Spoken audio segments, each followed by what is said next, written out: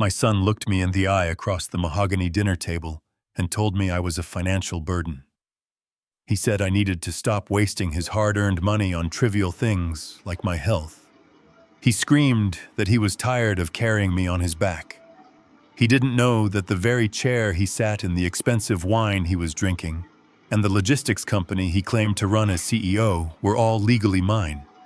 He didn't know that for the last 10 years, I hadn't been a retired old man living on a pension, but a silent majority shareholder watching from the shadows.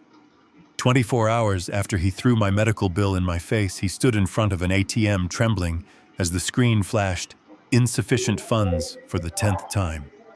While he panicked in the freezing rain trying to understand why his corporate credit cards were declined, I was 30,000 feet in the air, sipping a 20-year-old scotch on my private jet, watching his world crumble through a security feed on my tablet. My name is Douglas.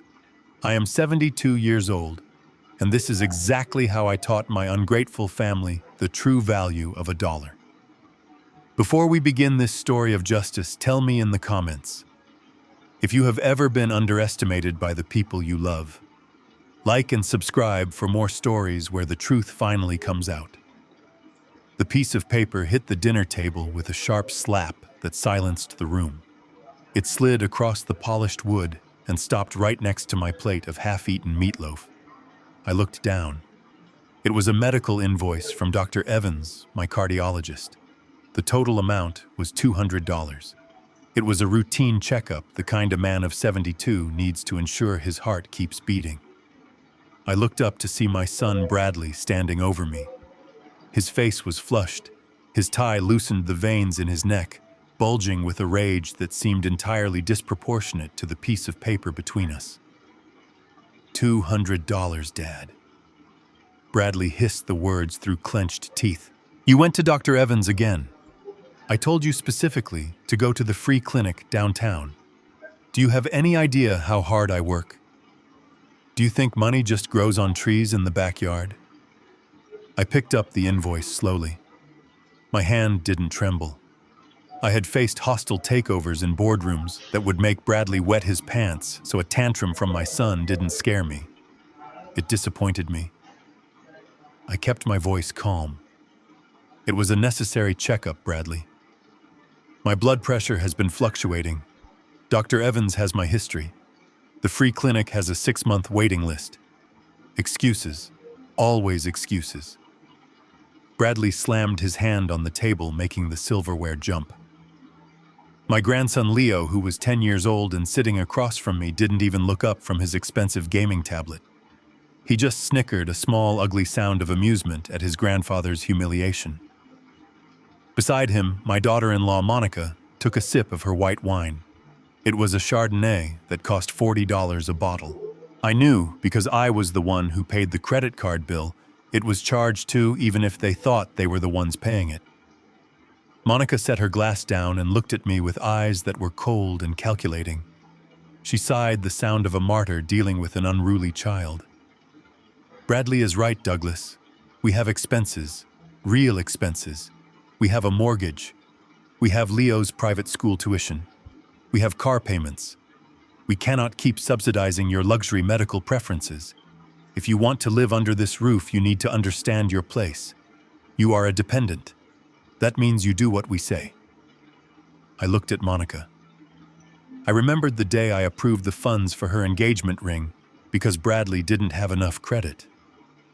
I remembered signing the check for the down payment on this house, funneling it through a shell company so they would think it was a bank bonus. I looked at the steak on Bradley's plate, a prime ribeye. That single steak cost more than $50 at the butcher. You are eating a steak that costs a quarter of this medical bill, I said, pointing at his plate. We are drinking wine that costs 20% of this bill. Are you telling me that my heart health is worth less than tonight's dinner? Bradley let out a harsh barking laugh. I earned this steak, Dad. I am the CEO of Bradley Logistics. I manage 200 employees.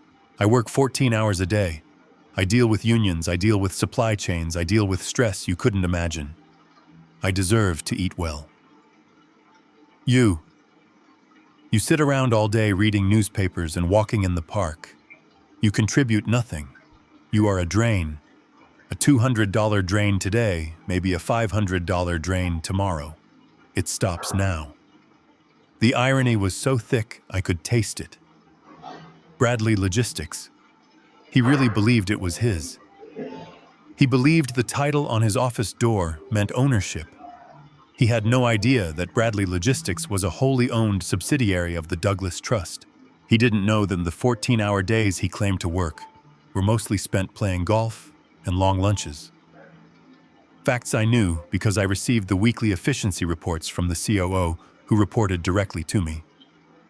Bradley was a figurehead, a puppet I had placed in the chair to give him a sense of purpose, to give him a legacy. I had pumped $10,000 a month into the company's operating budget just to cover his inflated salary. I felt a surge of anger rising in my chest, hot and dangerous. I wanted to scream. I wanted to pull out my phone log into the master banking app and show him the balance of the trust. I wanted to show him that I could buy and sell him 1,000 times over. I wanted to tell him that the only reason he wasn't working a shift at a fast food joint was because I loved him enough to build a sandbox for him to play in. But I looked at Leo. My grandson was watching now, a smirk plastered on his face, mimicking his father's arrogance. "Grandpa is wasting Daddy's money again," Leo asked, his voice high and mocking. "Yes, Leo," Monica said, stroking the boy's hair. "Grandpa doesn't understand that money is hard to get. Grandpa thinks he's special." That broke something inside me. It wasn't the anger of the moment. It was the realization of a total failure. I had failed. I had raised a son who valued status over blood, and he was raising a son to be exactly the same. If I revealed myself now, if I showed them the money, they wouldn't respect me. They would just change their tactics. They would become sycophants, beggars, liars. They would love the wallet, not the man. I took a deep breath and pushed the anger down, locking it away in a cold, dark place in my mind. I needed to see how far this rot went. I needed to know if there was anything left to save. "So I am a burden," I said quietly. "Is that it?" "Yes, Dad," Bradley said, sitting back down and cutting another piece of his expensive steak. "You are a financial anchor, and starting next month, things are changing. Monica and I have discussed it. We are cutting your allowance. No more cash. If you need something, you ask Monica. If she approves it, she will buy it for you. No more independent spending. And definitely no more fancy doctors." I looked at Monica. She was smiling, a small, victorious curl of her lips. She enjoyed this. She enjoyed the power. "And my privacy?" I asked. "I am 72, not 7. You lost the right to privacy when you stopped being able to support yourself," Monica said breezily. "From now on, you bring receipts for everything, even a stick of gum." I looked down at my plate. The meatloaf suddenly looked like ash. I realized then that I wasn't sitting at a family dinner. I was sitting in a courtroom and I had just been sentenced. But the judge and jury didn't know that the defendant owned the courthouse. "Fine," I said. My voice was low, I understand. Bradley didn't even look up. "Good. Eat your meatloaf. It's getting cold, and we aren't wasting food either." I didn't eat. I sat there while they finished their meal, talking about a vacation to the Bahamas they were planning, discussing which 5-star resort had the best pool. They talked about spending $5,000 on a week of sun, mere minutes after screaming at me over $200 for a doctor. I watched them. I memorized every word, every gesture of dismissal. I was building a file in my head, and the verdict was getting closer. The next morning, the rain was hammering against the windows, a gray, relentless downpour that matched the mood in the house. I was in the kitchen making a pot of coffee when Bradley walked in. He was dressed in his Italian suit, the one I knew cost $1,200 because the charge had come through on the company card last month, listed as office supplies. He didn't say good morning. He walked straight to the key rack by the door. He grabbed the key fob to the Lexus LS 500. It was a beautiful car, silver smooth, powerful. It was the car I had purchased 3 years ago under the company fleet program, but I was the primary driver. It was my one indulgence, the one way I maintained my freedom. Bradley took the keys and dropped them into his pocket. "I need the car today, Dad," he said, pouring himself a coffee without offering me a cup. I frowned. "You have your Range Rover. Monica has her BMW. Why do you need my car?" "It's not your car," Dad Bradley said, turning to face me. "It's the company car. And since I am the CEO and you are, well, nothing, I am reassigning the asset. The Range Rover is in the shop for detailing. I need to impress a client today." I felt a cold knot tighten in my stomach. It wasn't about the car. It was about mobility. It was about freedom. "I have an appointment at the library today, Bradley. I volunteer there on Thursdays." "How am I supposed to get there?" "Take the bus," Bradley said, blowing on his coffee. "Or call an Uber." "Oh, wait. You don't have access to the credit card for Uber anymore. Better take the bus. It's cheaper."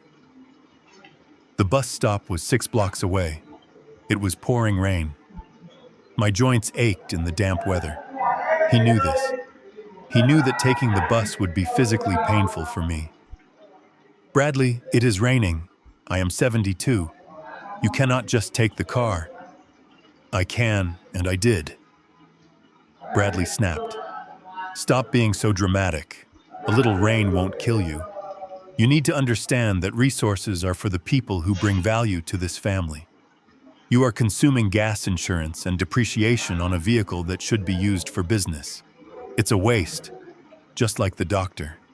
It stops today." He took a sip of his coffee and checked his watch. "I'm leaving. Don't forget to turn off the lights when you leave a room. The electric bill was high last month." He walked out the door.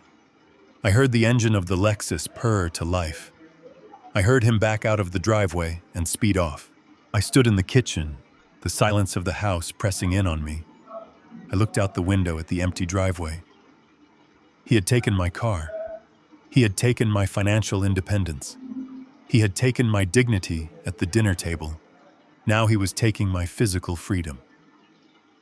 I went to the closet and put on my old raincoat. It was worn at the elbows. I put on my flat cap. I didn't call a taxi. I didn't call my lawyer yet. I needed to feel this. I needed to experience the full weight of what my son was doing to me. I walked out into the rain. The cold water hit my face instantly. The wind whipped through the thin fabric of my coat. I began to walk the 6 blocks to the bus stop. My left knee, which had been bothering me for years, throbbed with every step.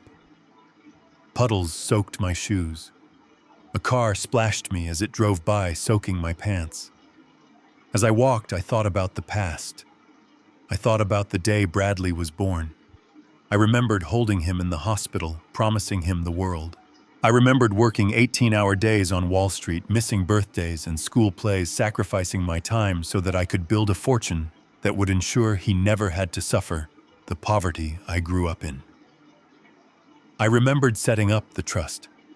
I remembered creating the company specifically for him because he had failed at 3 other jobs and I couldn't bear to see him feel like a failure. I had created a world where he could be the big man. I had stepped into the shadows to let his light shine. And how did he repay me? By pushing me into the dark completely, by stripping me of the basics. He thought he was teaching me a lesson about economy. He thought he was managing a nuisance. He didn't realize he was poking a sleeping bear. I reached the bus stop shivering. There was no shelter. I stood in the rain, waiting. A young woman with a stroller stood next to me. She looked tired. She looked poor. She looked at me with pity. "Nasty weather for a walk, sir," she said softly. "Yes," I said. My voice was steady despite the cold. A very cold day. The bus arrived. I fumbled in my pocket for the loose change I had saved. I climbed the steps, my knee screaming in protest. I sat in the back, the smell of wet wool and damp humanity filling my nose. I closed my eyes. The image of Bradley's smug face at the dinner table burned in my mind. The sound of Monica's laughter. The look of disdain from my grandson. They thought I was helpless. They thought I was trapped. I reached into the inner pocket of my wet raincoat. My fingers brushed against a small black phone. It wasn't the smartphone Bradley monitored. It was a satellite phone encrypted with a battery that lasted a week. It was my lifeline to my real life. I didn't make the call yet. I needed one more confirmation. I needed to know exactly how deep the rot went. I needed to know if this was just cruelty or if it was criminal. I got off the bus downtown. Instead of going to the library, I walked 2 blocks to a nondescript office building. I didn't go in the front. I went to the service entrance. I took the freight elevator to the 4th floor. The sign on the door said Sullivan and Partners, Archives. I knocked. The door opened. A man in his 50s wearing a sharp suit and glasses stood there. He looked at my wet coat, my soaked shoes, my dripping hat. He didn't look surprised. He looked furious on my behalf. Mr. Douglas Sullivan said, stepping back to let me in, "You shouldn't be walking in this weather." "Why didn't you call the car service?" "I needed the walk, Sullivan," I said, taking off my hat. "I needed to remind myself of why we are about to do what we are about to do." Sullivan nodded. He led me to a large table covered in documents. "I have the report you asked for, sir. It's worse than we thought." "Show me," I said. Sullivan opened a folder. He laid out bank statements, credit card reports, and internal memos from Bradley Logistics. "Your son isn't just cutting your allowance," Sullivan said, pointing to a highlighted figure. "He is drowning. He has a gambling debt, a big one, $500,000 to a syndicate operating out of a casino in Atlantic City." I stared at the number. 500,000. "He's been skimming from the company accounts to pay the interest," Sullivan continued. "But he can't cover the principal. That's why he's squeezing you. He's panicking." "And the house?" I asked. Sullivan pulled out another document. It was a draft of a sales listing. He's trying to sell it. He's been in contact with a realtor. He's trying to do a quiet sale. He told the realtor he has power of attorney over you due to dementia. He plans to sell the house, dump you in a state-run facility, and use the equity to pay off the gambling debt before the sharks come for his legs. I felt a coldness settle over me that had nothing to do with the rain. This wasn't just ungratefulness. This was betrayal. This was my son planning to discard me like trash to cover his own mistakes. He was going to declare me mentally incompetent. He was going to lock me away. He had crossed the line. He hadn't just bitten the hand that fed him. He was trying to cut it off. I looked at Sullivan. "Is the jet ready?" I asked. "Fueled and waiting at Teterboro," Sullivan said. "The crew is on standby, and the bank protocols. Everything is set up. We just need your biometric authorization." I nodded. I looked at the documents one last time. I saw my son's signature on the fraudulent listing agreement. I saw the lies. "Do it," I said. "But not yet. Let him have one more night. Let him think he has won. Tonight I will go back. I will play the part of the beaten old man. I will let him gloat. And tomorrow we pull the plug." Sullivan smiled a shark-like grin. "Tomorrow we empty the accounts." I left the office. I walked back out into the rain. But this time I didn't feel the cold. I felt the heat of the fire that was about to consume my son's world. I caught the bus back. I walked the 6 blocks home. When I entered the house soaking wet, Bradley was in the living room watching TV. He looked at me dripping on the rug. "You're wet," he observed, not moving from the couch. "It's raining," I said. "Well, don't drip on the hardwood. Monica just had it waxed. Go to your room and stay there. We have guests coming for dinner, and we don't want you embarrassing us with your old clothes." I looked at him. I looked at the son I had loved more than life itself. "I won't embarrass you, Bradley," I said softly. "I promise." I walked to my room. I packed a small bag, just the essentials, my passport, my real wallet, a photo of my late wife. I sat on the edge of the bed and waited for the sun to rise. The storm outside was raging, but the storm inside this house was about to be much, much worse. My son wanted me to stop wasting money, fine. By this time tomorrow, he wouldn't have a penny left to waste. The digital clock on my bedside table read 2:13 in the morning. The red numbers burned in the darkness like accusing eyes. I hadn't slept. The humiliation of the previous day, the feeling of the rain soaking through my coat, and the image of my son's smug face as he took my car keys had kept my mind racing. The house was silent, or at least it should have been. But in the deep quiet of the suburbs, sound travels in strange ways. I heard a floorboard creak. It wasn't the settling of the house. It was the distinct, heavy footfall of a man pacing. I sat up. My joints popped, a reminder of the age my family despised so much. I slipped my feet into my slippers and moved toward the door. I didn't turn on a light. I knew the geography of this house better than anyone. I had designed the floor plan myself 20 years ago, ensuring the master suite, now occupied by Bradley and Monica, had the best view of the garden, while the smaller guest room, where I now resided, was tucked away near the kitchen. I opened my door a crack. A sliver of yellow light spilled from beneath the door of the study down the hall. The study used to be my sanctuary. It was where I read my market reports, where I smoked my cigars, where I planned the future of the Douglas Trust. Now it was Bradley's command center, a place I was forbidden to enter, lest I disturb his important work. I crept down the hallway. My heart wasn't racing from fear of being caught. It was racing with the cold anticipation of a hunter. I needed to know what my son was doing awake at this hour. The CEO of a logistics company might work late, but Bradley wasn't a worker. He was a pretender. As I neared the door, I heard his voice. It wasn't the booming, arrogant baritone he used at the dinner table to belittle me. It was a hushed, frantic whisper, the tone of a man watching water rise past his chin. I pressed my ear against the wood. "Listen to me. I told you I have it handled," Bradley hissed.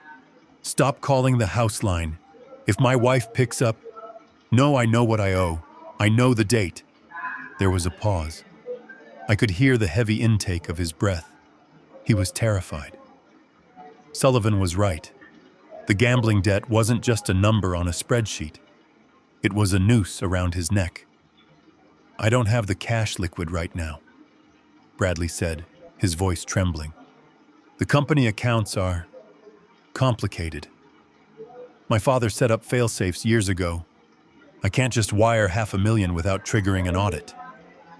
I smiled in the dark. At least he wasn't completely stupid. He knew the fences were there even if he didn't know I was the one holding the electric prod. "But I have a solution," Bradley continued, his voice dropping even lower. "I need 2 weeks. Just 2 weeks. I am liquidating the primary asset." "Yes, the house." I froze. The house. This house. The property was held by a shell corporation under the trust. Bradley lived here rent-free as a perk of his employment. He didn't own a single brick. How did he think he could sell it? "I have a realtor who isn't asking too many questions," Bradley said. I told him the title deed is in a safe deposit box, and we are processing a lost deed affidavit. I'm the executor of the estate. Well, technically not yet, but the old man is... Look, he's barely lucid. My hands clenched into fists at my sides. Barely lucid. This morning I had discussed the geopolitical implications of the new trade tariffs with Sullivan. I had completed the New York Times crossword in ink in 20 minutes. But to my son, I was a senile obstacle. "I am finalizing the power of attorney paperwork tomorrow," Bradley said. "I'm going to sign it for him. He shakes so much he can't even hold a pen, so a squiggle will look legitimate. Once I have that, I can transfer the title to my name and flip it to one of those cash for homes investors. We'll take a hit on the market value, but I can get you the 500 grand by the end of the month. Forgery. Fraud. He was crossing the line from ungrateful son to felon in real time. He was planning to steal a $2 million property, sell it for pennies on the dollar, to a predatory investor just to cover his gambling losses. He was going to burn down the kingdom I built to light a cigarette. But then came the question I was dreading. The person on the other end of the line must have asked about me, about the occupant. "Don't worry about him," Bradley said. The disdain in his voice was so thick it was almost physical. "He won't be a problem. I found a place. It's called Shady Acres. It's a state-subsidized facility about 2 hours north." Shady Acres. I knew the place. It was a warehouse for the indigent. A place where the smell of urine and bleach was permanent, where the staff was overworked and underpaid, and where the elderly were sedated into silence. It was a place you sent people you wanted to forget. "It's cheap," Bradley explained. "It will take almost all of his monthly pension check, so I won't have to pay a dime out of pocket. They have a bed opening up on Tuesday." I told them he's aggressive and prone to wandering, so they agreed to put him in the secure ward. He won't have access to a phone. Once he's in there, he's gone.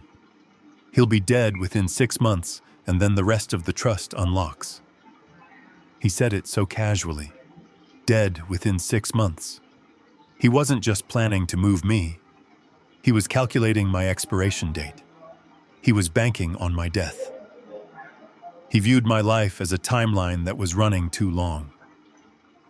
I felt a coldness spread through my chest that had nothing to do with the temperature of the hallway. It was the death of the last ember of hope I had held for my boy. I had thought perhaps he was just stressed, just selfish. But this was malice. He was willing to imprison me in a hellhole, strip me of my dignity, and forge my name, all to save his own skin. "Okay," Bradley said. "Tuesday. I'll have the money. Just call off your dogs." He hung up. I heard the sound of liquid being poured into a glass, the clink of a bottle against crystal. He was drinking my scotch, the 30-year-old single malt I kept in the bottom drawer for special occasions. He was drinking it to calm his nerves after plotting to destroy his father. I stepped back, my movements silent. I didn't confront him. If I burst in there now, I would just be an angry old man. He would deny it. He would gaslight me. He would accelerate his timeline. No. I needed to be smarter. I needed to be the man who survived the crash of '87 and the dot-com bubble. I retreated to my room. I closed the door and locked it quietly. I sat on the edge of my bed, my heart hammering a slow, heavy rhythm against my ribs. I reached into my pocket and pulled out the small digital recorder I had started carrying since the dinner table incident. The red light was still blinking. I stopped the recording. I had it all. The confession of fraud, the conspiracy to forge legal documents, the intent to commit elder abuse.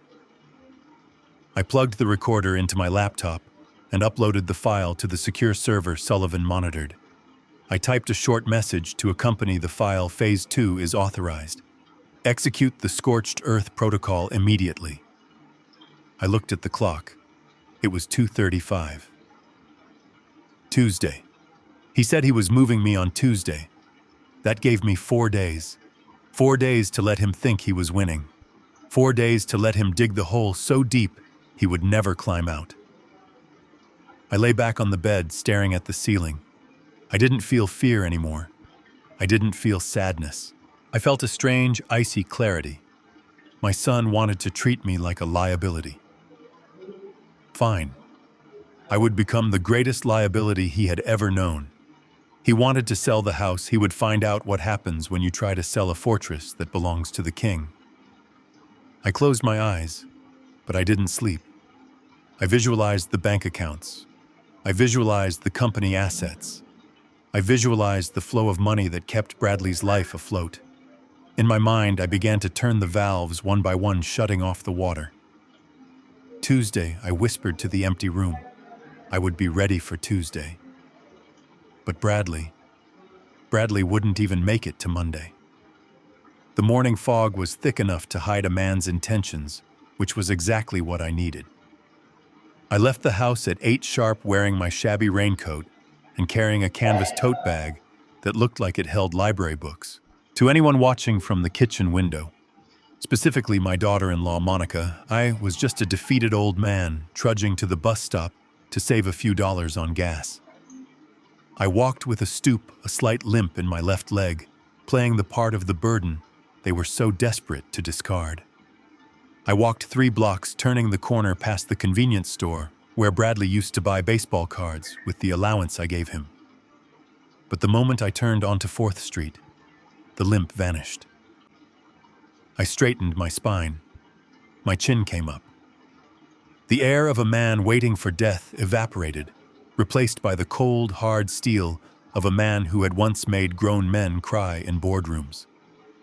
A black Maybach sedan was idling at the curb, its windows tinted dark enough to swallow the light. The driver, a man named Carl, who had been on my private payroll for 15 years, stepped out and opened the rear door without a word. "Good morning, Mr. Douglas," Carl said. "Good morning, Carl. Take me to the tower." I slid into the leather interior. The smell of conditioned leather and fresh espresso filled the cabin. I stripped off the wet raincoat and tossed the flat cap onto the seat.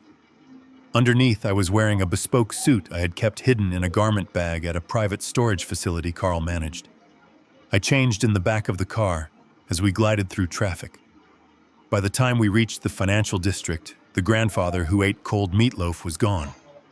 In his place was Douglas, the silent majority shareholder of a dozen shell corporations, the man whose signature could freeze assets across 3 continents.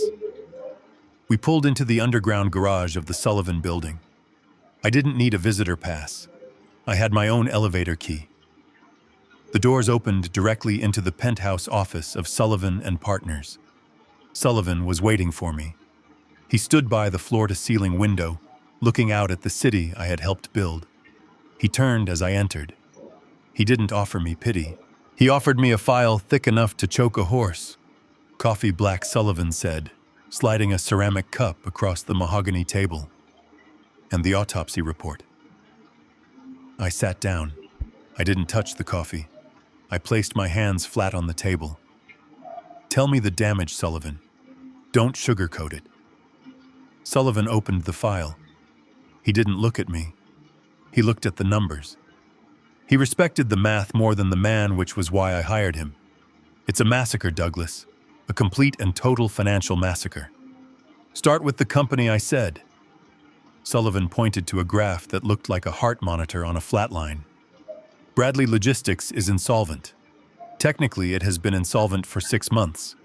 The only thing keeping the lights on is the monthly injection from your trust, which Bradley thinks is revenue.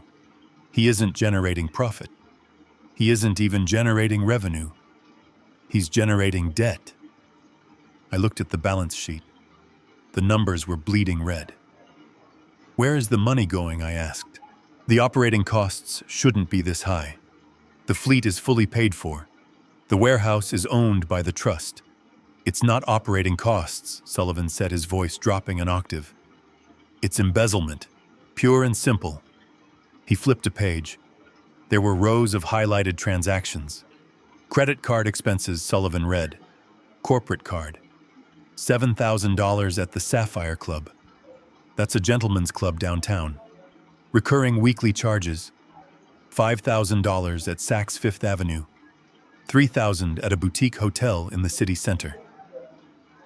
"Monica?" I asked. Sullivan shook his head. "No. Monica has her own card, which is maxed out on spa treatments and designer handbags, but these charges, these are for someone else." He slid a photograph across the table. It was a surveillance shot taken by a private investigator. It showed Bradley walking out of a jewelry store, his arm around a woman who was decidedly not Monica. She was young, perhaps 25, with blonde hair and a coat that cost more than my first car.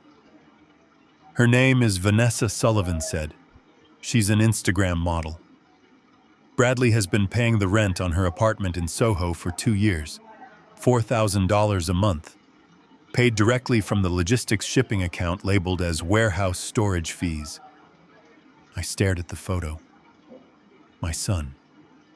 The man who screamed at me for a $200 doctor's bill was spending $4,000 a month to house a mistress while his wife sat at home drinking $40 wine. The hypocrisy wasn't just a character flaw, it was a lifestyle. There's more, Sullivan said. He didn't give me time to process the infidelity. He moved straight to the criminality. I looked at the cash withdrawals. ATM withdrawals, Sullivan said. Not from the corporate account, but from the employee pension fund. I felt the blood drain from my face. The pension fund. That was sacred. That was the money for the drivers, the warehouse workers, the people who actually did the work. He touched the pension fund, I whispered. My voice was dangerous even to my own ears. He raided it, Sullivan corrected. $200,000 over the last 8 months. He's been moving it in small tranches so the auditors wouldn't trigger a red flag immediately. But the quarterly review is next week. He knows he's going to be caught. That's why he's panicking.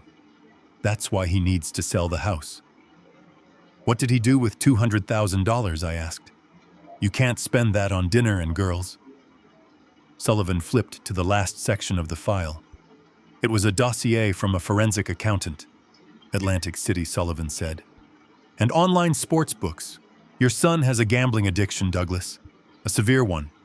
We tracked the IP addresses. He's betting on everything. Football, horse racing, obscure cricket matches in India. He's chasing losses. The $500,000 debt I heard him talking about last night, I said. That's just the tip of the iceberg, Sullivan said. That $500,000 is what he owes the loan sharks, the dangerous ones, the syndicate. But he has lost nearly $1.5 million of company money in total over 3 years. He has drained the liquidity. He has leveraged the future of the company.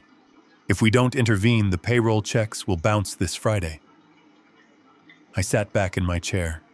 The view of the city seemed to blur. $1.5 million. Money I had earned by sweating blood. Money I had set aside to ensure my grandchildren would never know want. And he had burned it.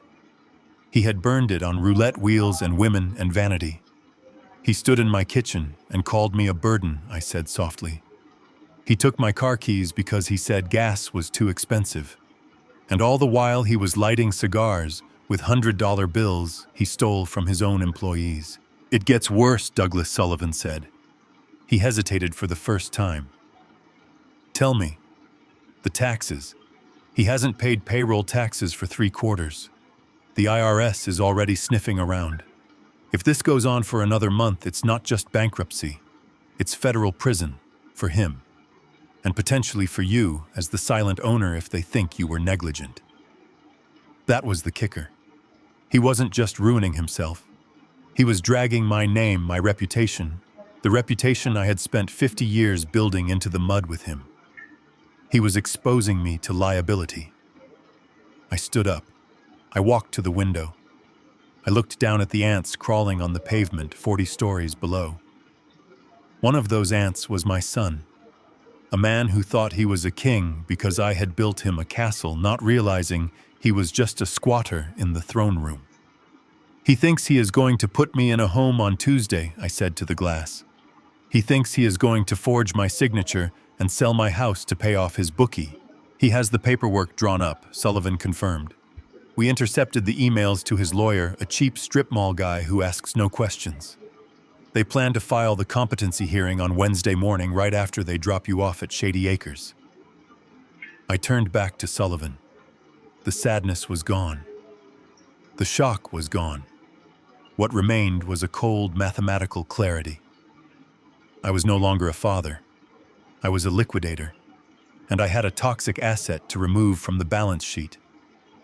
Freeze it, I said. Sullivan looked at me, his pen hovering over his legal pad. Everything, I said. Initiate the kill switch on the trust. I want every account associated with Bradley Logistics frozen by 9 a.m. tomorrow.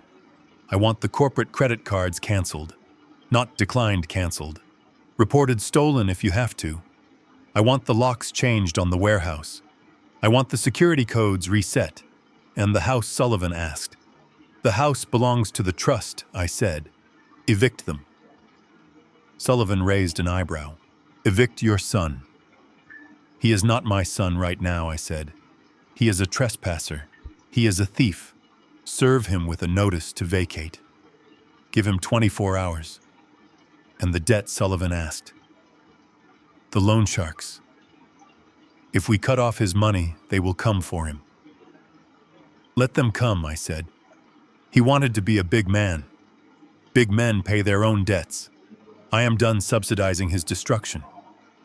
I picked up the file. I looked at the picture of the mistress. I looked at the picture of the casino floor. Prepare the plane, I said. I'm leaving tomorrow. Where to? Somewhere warm, I said. Somewhere where the phone doesn't ring. But before I go, I have one last performance to give. I closed the file with a snap that echoed in the silent office. Tonight is dinner, I said. Monica said she was making something special. I think I'll attend. I want to look him in the eye one last time. I want to see if there is any soul left in there before I crush him. You know what you're doing, Douglas Sullivan said quietly. There is no coming back from this. Once you pull this trigger, the family is dead. The family died the moment he decided to sell me for parts, I said. I'm just signing the death certificate. I walked out of the office. I didn't take the car back. I walked to the subway. I needed to be among the people again. I needed to remember what real struggle looked like so I wouldn't feel an ounce of guilt when I stripped my son of his unearned privilege. He wanted reality. I was about to give him a dose of reality so strong it would choke him. I rode the train back to the suburbs, clutching my tote bag, the master architect of my own son's demise, heading home for one last supper. The subway ride back to the suburbs was long enough for the adrenaline to fade and for a cold, heavy resolve to settle in its place. I walked from the station to the house under the cover of a twilight that felt more like an ending than a beginning. The rain had stopped, leaving the streets slick and black, reflecting the streetlights like oil. When I reached the driveway, I saw the windows of the house glowing with a warmth that was entirely artificial. From the outside, it looked like the American dream. Inside it was a den of thieves. I unlocked the front door and stepped into the foyer. The smell of roasted garlic and truffle oil hung heavy in the air. Monica wasn't cooking. She didn't know how to cook anything that didn't come from a microwave. This was catered. I recognized the scent. It was from Giacomo's, an Italian place downtown where a pasta dish cost $30. They were celebrating. They were celebrating the solution to their problems, and I knew before I even took off my coat that I was the problem they had solved. I walked into the dining room. The table was set with the good china, my late wife's china. There were crystal glasses and a bottle of Barolo breathing on a coaster. Bradley sat at the head of the table, his face flushed, a glass, already half empty, in his hand. Monica was opposite him, scrolling on her phone, a ring light clipped to the top of it. Leo was absent, likely in his room, destroying zombies on a console I had paid for.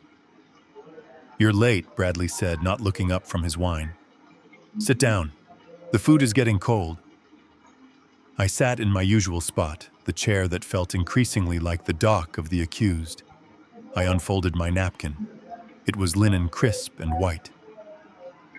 Where is Leo? I asked. He's eating in his room, Monica said, putting her phone down.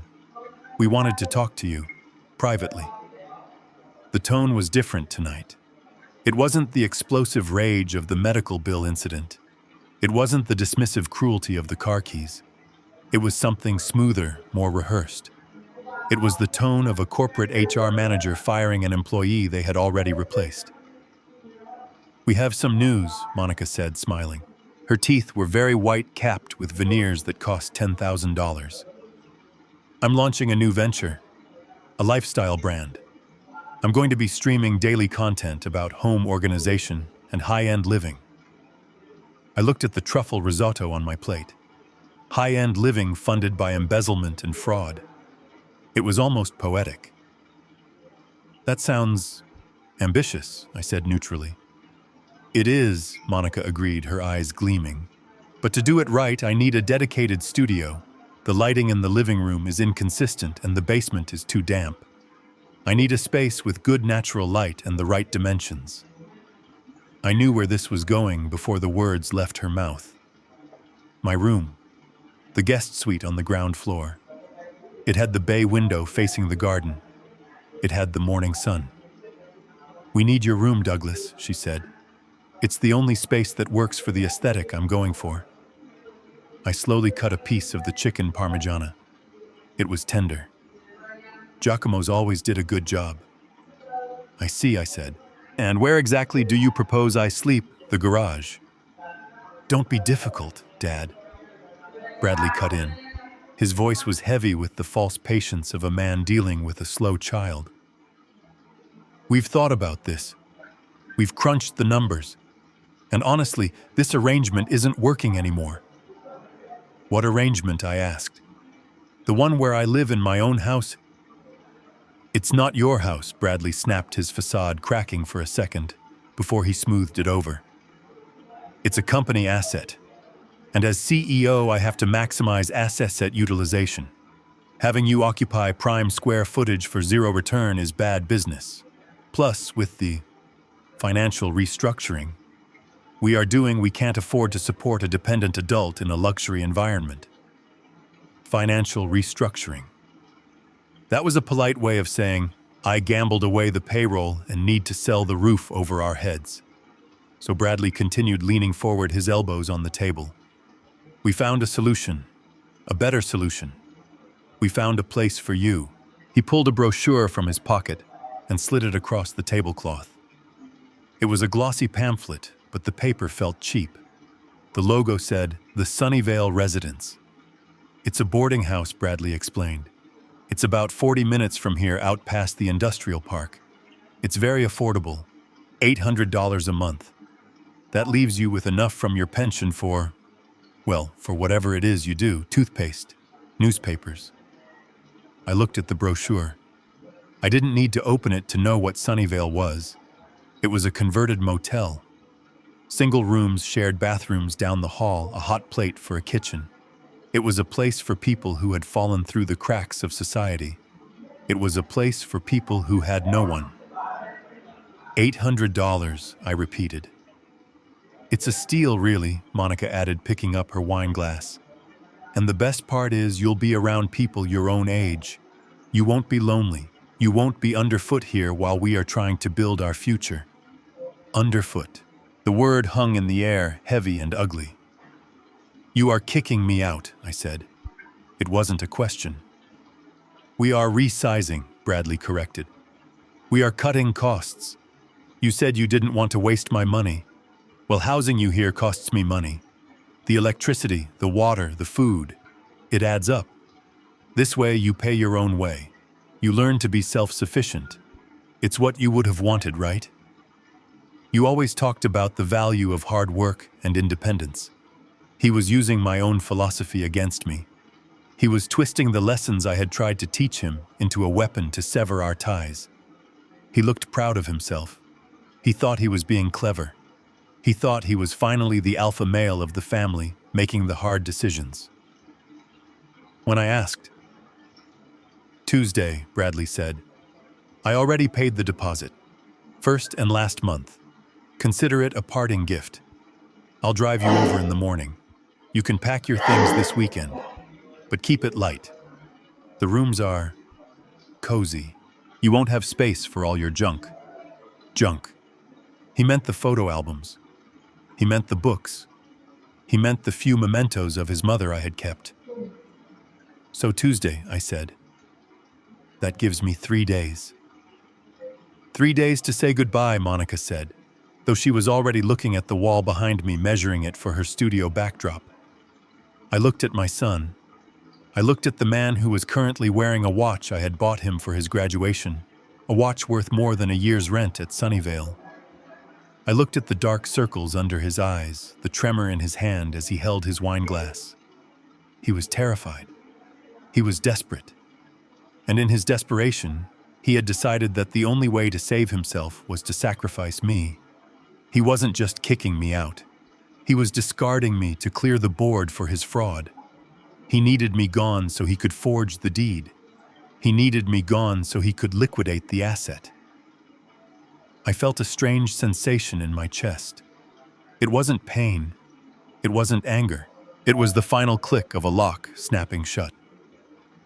The last thread of paternal instinct. The instinct to protect, to forgive, to guide severed completely. I picked up my wine glass. It was a 2015 Barolo. Excellent vintage. I swirled the dark red liquid. "You're right, Bradley," I said. My voice was calm. It was the voice I used when I fired a board of directors for incompetence. I have been a burden. I have been taking up space, and if you need the room to build your future, then I should go. Bradley blinked. He hadn't expected this. He had expected a fight. He had expected begging. He had prepared arguments, threats, maybe even security. He didn't know what to do with acceptance. He said, lowering his guard. "Well, good. I'm glad you're being reasonable about this, Dad. It's for the best."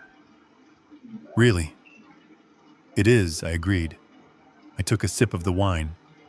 It tasted like iron and earth. "It is definitely for the best." I looked at Monica. "I hope your lifestyle brand is a success, Monica. I hope you get everything you deserve." "Thank you, Douglas," she said, not catching the double meaning. "I think it's going to be huge." I finished my wine in one swallow. I stood up. "I'm going to go to my room now," I said. "I have a lot of packing to do." "You do that," Bradley said, returning to his food with the appetite of a man who thinks he has escaped the gallows. "We'll handle the cleanup." I walked out of the dining room.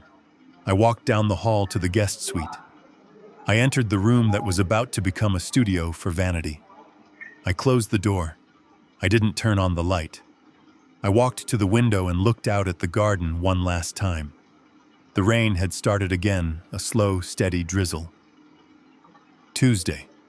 He wanted me out on Tuesday. He didn't know that by Tuesday, the locks on this house wouldn't open for him. He didn't know that by Tuesday, the car in the driveway would be repossessed. He didn't know that by Tuesday, the name Bradley Logistics would be synonymous with bankruptcy. He had given me a deadline. I accepted it.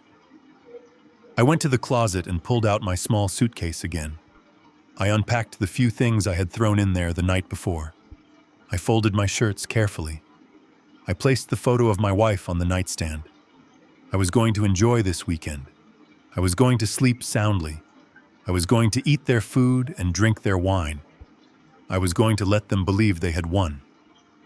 Because the fall is so much harder when you think you are flying. I sat on the bed and took out my satellite phone. I sent one text message to Sullivan. "The eviction is confirmed for Tuesday. Execute the sequence at 0900 hours Monday. Leave them nothing." I put the phone away. I lay down on the bed. For the first time in months, the knot in my stomach was gone. My son had told me to stop wasting his money. Message received, son. Message received. Monday morning arrived with the precision of a guillotine blade. The sky was a sharp, cloudless blue, the kind of weather that usually signals new beginnings, but for my son, it signaled the end of his world. I left the house at 8:30 just as I had the previous days, wearing my worn-out raincoat and carrying my canvas bag. Bradley was still asleep. I had heard him come in at 3 in the morning, stumbling drunk, muttering about bad luck and worse odds. He was sleeping the sleep of a man who thought he had bought himself a future by selling his father. He didn't know that his future had already been foreclosed. I walked to the corner, but I didn't wait for the bus. Carl was there in the Maybach. I slid into the back seat, the heavy door sealing with a reassuring thud that shut out the noise of the suburbs.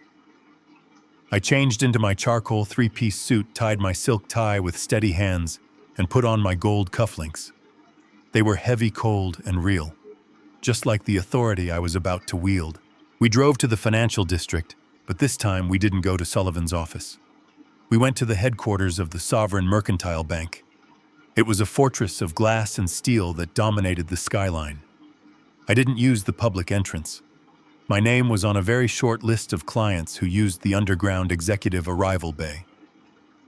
Sullivan met me at the elevator. He was carrying a leather portfolio and looked like an undertaker who enjoyed his work. "Good morning, Mr. Douglas," Sullivan said. "The team is assembled in the private wealth suite. Henderson is waiting." Henderson was the regional president of the bank. He was the only person in the building other than Sullivan who knew the true structure of the Douglas Trust. To everyone else, Bradley Logistics was a mid-sized company run by a young, aggressive CEO. To Henderson, it was just line item 42 in my portfolio. We rode the elevator to the 55th floor. The doors opened into a lobby that smelled of orchids and old money. Henderson was there, his hand extended. He looked nervous. He should be. He had let my son run wild with my money for too long, assuming my silence was permission. Douglas Henderson said, his voice hushed. "We have everything prepared as you requested. But are you sure this is nuclear?" I walked past him into the conference room. It was a vast space with a table long enough to land a plane on. The view of the city was breathtaking, a sprawling grid of commerce and ambition. I sat at the head of the table. "I am not here for a debate, Henderson," I said, placing my hands on the polished wood. "I am here for an execution. Bring up the accounts." Henderson nodded to a junior analyst who was sitting at a computer terminal connected to the main wall screen. The analyst, a young man who looked terrified, typed in a command. The screen flickered to life. It displayed a complex web of accounts under the umbrella of Bradley Logistics LLC. There were operating accounts, payroll accounts, capital expenditure, lines, and credit facilities. Everything was green. Everything was labeled active. The numbers were staggering. Even knowing the extent of the theft, seeing it laid out on the bank's secure server was visceral. I saw the flow of money. I saw the $10,000 transfer to the Sapphire Club pending for today. I saw the $4,000 rent check for the apartment in Soho scheduled to clear at noon. I saw the payroll withdrawal scheduled for Friday, which I knew was unfunded because the account balance was effectively zero, kept alive only by the overdraft protection backed by my personal guarantee. I looked at the screen. It represented my son's life. It represented his ego. And I held the remote control. "Let's begin with the corporate credit facility," I said. "The Amex Centurion and the Visa Infinite attached to the CEO's discretionary fund." Sullivan slid a document across the table. It was a corporate resolution signed by me 10 minutes ago in the car, removing Bradley as an authorized signatory effective immediately. Henderson looked at the document. He stamped it. He nodded to the analyst. "Execute," Henderson said. The analyst typed. On the big screen, the status next to the credit cards blinked. It changed from active to suspended. Then a second later to terminated. Reported fraudulent. I felt a surge of cold satisfaction. Somewhere in the city, or perhaps still sleeping in his bed, Bradley had a piece of black plastic in his wallet that was now just a piece of plastic. If he tried to buy a coffee, it would decline. If he tried to pay off a loan shark, it would trigger a security alert. Now the operating accounts, I said. This was the main artery. This was the account that paid the vendors the warehouse lease, the insurance. Sullivan spoke up. "We are invoking Clause 7A of the Trust Agreement, material breach of fiduciary duty. We are freezing the assets pending a forensic audit." The analyst looked at Henderson for confirmation. It was a massive move. It would paralyze the company instantly. Trucks wouldn't move. Gas cards wouldn't work. The company would essentially cease to exist as a functioning entity within the hour. "Do it," Henderson said. The analyst's fingers flew across the keyboard. I watched the screen. The green lights next to the operating accounts turned amber, indicating pending review, and then with a final keystroke, they turned a deep, angry red. Frozen. It was mesmerizing. It was the digital equivalent of stopping a heart. "The Soho apartment lease," I said. "That is an automatic ACH transfer from the shipping logistics account. Cancel it." The analyst navigated to the recurring payments tab. He found the entry V. Miller, consulting fees. "Cancel it," I commanded. Click. The line item vanished. Deleted. The payment that was supposed to clear at noon would bounce. Vanessa, the Instagram model, was about to have a very bad day. "Now for the house," I said. This was the tricky part. The house was owned by a holding company, DL Holdings, which was owned by the trust. Bradley paid the utilities, but the mortgage, or rather the property tax and maintenance fees, since I had bought it cash, were paid by the company. "I want the utility auto payments canceled," I said. "I want the security monitoring contract canceled. And I want the title flagged. Place a lien on the property in the name of the trust for the value of the embezzled funds. $2 million. Henderson frowned. "You are placing a lien on your own property. I am placing a lien on the asset to prevent any unauthorized sale," I explained. "Bradley thinks he can forge a deed transfer. If he tries to sell it now, the title search will pull up a $2 million debt to the Douglas Trust. No investor will touch it. He will be trying to sell a burning building." "Done," the analyst said. "The lien is registered in the county database." I leaned back in the leather chair. I felt lighter. I felt a sense of power returning to my veins, a power I had suppressed for years, playing the role of the benevolent, doting father. I had let him walk all over me because I thought it would help him walk tall. I realized now that you cannot build a man by cushioning his falls. You build him by letting him hit the concrete. "There is one more thing," Sullivan said, tapping a specific line on the spreadsheet. "The personal accounts." I looked at the screen. Bradley had been stupid. In his arrogance, he had linked his personal checking and savings accounts to the corporate overdraft as a backup funding source. He thought it made him look solvent to the bank. He didn't realize that by commingling the funds, he had exposed his personal assets to corporate liability, since we have declared the corporate accounts fraudulent due to embezzlement. Sullivan explained, his voice devoid of emotion. "The bank has the right to claw back funds from any linked accounts to cover the deficit. This is standard procedure for fraud recovery." I looked at the balance in Bradley's personal savings. It wasn't much. $40,000. Probably what was left of the last injection I had given him. It was the money he and Monica were using to pay for their lifestyle while the company burned. It was the money they would use to buy groceries, to put gas in the car, to pay for Leo's private school tuition. If I took this, I would leave them with nothing. Literally nothing. They wouldn't be able to buy milk. They wouldn't be able to pay the toll on the highway. I thought about the medical bill. I thought about the bus ride in the rain. I thought about the brochure for Sunnyvale. I thought about him planning to lock me away until I died. "Empty it," I said. The room went silent. Even Henderson looked uncomfortable. Douglas Henderson said softly, "This will clear him out. He won't have access to cash. He won't be able to, well, exist." He told me to stop wasting his money, I said, my voice hard as diamonds. "I am simply ensuring that no more of the trust's money is wasted. Recover the funds, transfer everything from his personal checking and savings into the trust's holding account to offset the embezzlement. Leave the accounts open, but leave the balance at zero." The analyst looked at me. I nodded. He pressed the key. I watched the number on the screen. $42, $350. It blinked once. Then it changed. Zero. It was gone. In a millisecond, $40,000 was stripped from him. He was now, for all intents and purposes, destitute.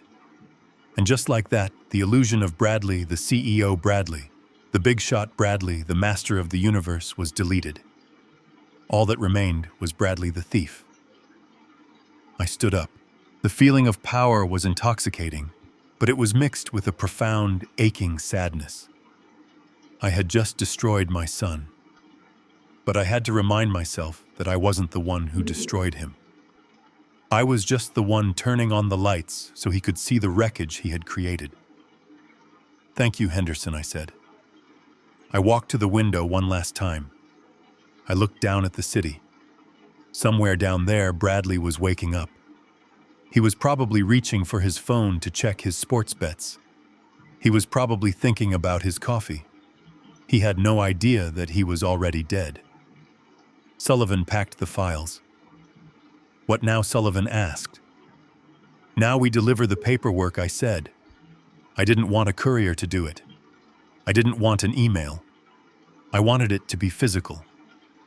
"Have the process server meet me at the office," I said, "and draft the termination letter. Cause for termination, gross misconduct, embezzlement, and fraud.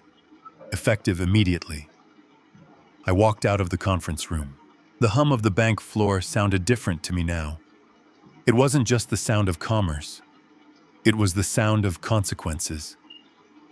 I took the elevator down to the garage. Carl was waiting. "Where to, sir?" Carl asked. "The office," I said. "Bradley Logistics. It's time to fire the CEO." As the car pulled out into the traffic, I checked my watch. It was 10 a.m. Bradley usually rolled into the office around 11, hungover and demanding. Today he would find the doors locked. Today he would find his keycard deactivated. Today he would find out that the golden goose hadn't just stopped laying eggs, it had turned into a dragon. I touched the breast pocket of my suit. The satellite phone was there. The passport was there. I was ready to disappear. But first I had to watch the fire start. I had to make sure it burned hot enough to cauterize the wound. I sat back and closed my eyes. I pictured the moment Bradley would hand his card to a waiter at lunch. I pictured the moment the decline message would appear. I pictured the moment he would check his bank app and see the zero. It was cruel, it was brutal, and it was exactly what he had ordered. The car ride from the bank to the industrial park where Bradley Logistics was headquartered took 20 minutes. It was 20 minutes of silence. I watched the city give way to warehouses and distribution centers, the engine room of the economy.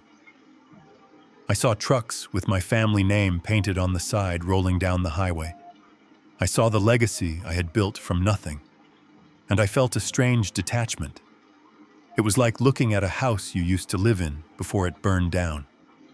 The structure was still there, but the life inside was gone. We pulled up to the security gate. The guard, a man named Miller, who had worked for me for 10 years, stepped out of the booth. He saw the Maybach. He didn't know the car, but he knew the authority it projected. He leaned down. When he saw me in the back seat, his eyes went wide. He started to salute, then stopped, confused by the suit. He was used to seeing me in a cardigan bringing donuts for the night shift. "Open the gate, Miller," I said, rolling down the window just an inch. "And do not announce me." "Yes, Mr. Douglas." "Right away, sir." The gate lifted. We drove through. We parked in the spot marked CEO. It was empty. It was 10:30 in the morning, and the chief executive officer was not at his post. He was likely nursing a hangover or dodging phone calls from loan sharks. It didn't matter. He would never park in this spot again. I walked into the building with Sullivan flanking me. The receptionist, a new girl Bradley had hired based on her looks rather than her typing speed, looked up from her phone. She didn't recognize me. To her, I was just an old man who sometimes waited in the lobby for a ride. "Can I help you?" she asked, popping gum. I didn't answer. I walked past her desk. "Sir, you can't go back there," she shouted. "That's a restricted area." Sullivan stopped at her desk. He placed a single card on the glass surface. "This is Mr. Douglas, the owner of the building and the chairman of the board," Sullivan said calmly. "You might want to update your resume." We walked down the hallway. I saw employees chatting in the break room. I saw offices with empty chairs. The culture of the company reflected its leader lazy, entitled and rotting from the inside. We reached the executive suite. The door to Bradley's office was closed. I didn't knock. I opened it. The office was lavish. He had redecorated it 6 months ago. Italian leather sofas, a wet bar fully stocked, a desk made of reclaimed teak that cost $12,000. On the wall there was a massive portrait of himself. Not the company founder. Not the team. Just Bradley smiling that arrogant smile. I sat in his chair. It was too soft. It was a chair designed for napping, not working. Sullivan opened his briefcase and laid 3 blank documents on the desk. "Let's begin," I said. "First, the termination." Sullivan uncapped a fountain pen. He began to draft the language on a legal pad before we would type it up on the official letterhead. "We are terminating for cause," Sullivan said, his voice echoing in the large room.